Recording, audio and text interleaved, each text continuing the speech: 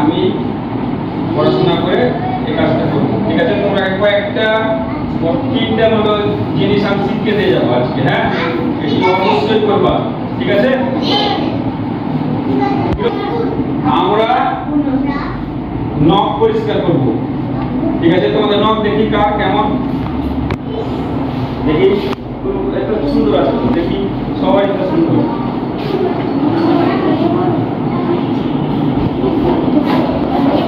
ধন্যবাদ ধন্যবাদ।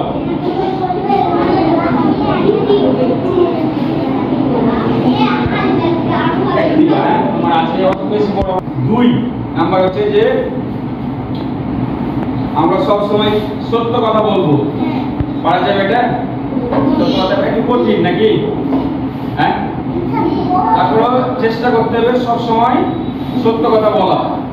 ঠিক আছে, আমরা যদি এই জিনিসটা করে তুলতে পারি তাহলে আমরা একজন সত্যবাদী, একজন সত্যিকারের মানুষ হিসাবে রূপান্তরিত হব। মিথ্যা বলা কিন্তু একটা গুনাহ।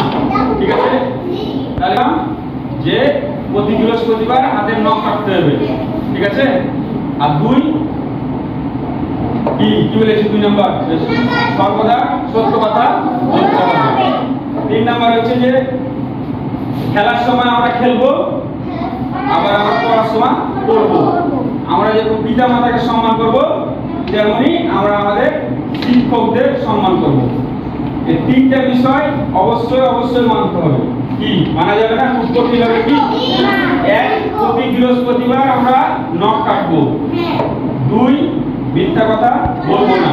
3, খেলার সময় খেলবো, পড়াশোনা করবো, এবং আমরা শিক্ষককে যেভাবে সম্মান করি, বাবা মাকে যেভাবে সম্মান করি, তারাকেও আমরা সম্মান করবো। কারণ আমরা সকালবেলা চলে আসতে হবে, কোনো অংশে পিতা মাতার চেয়ে কম না। ঠিক আছে না? তাদেরকে সর্বোচ্চ কি করবা। আর একটা যেটা কথা হচ্ছে যে আমরা একে অপরের সবাই কিন্তু সহপাঠী না করবো। আমরা সবাইকে এই করবো। কেউ যদি স্কুল যেতে মানে কোনো সময় বই রেখে দেয় বা একটা কলম পড়ে গেল, আমাদের জন্য বাসা। এখানে কোনো ময়লা টয়লা থাকলে অবশ্যই এই ময়লাটা নির্দিষ্ট ডাস্টবিনে যা ফেলবা। কি পারবা না? এটা কি খুব কঠিন কাজ হবে? আর আমরা যেখানে সেখানে কোনো কিছু ফেলবো না।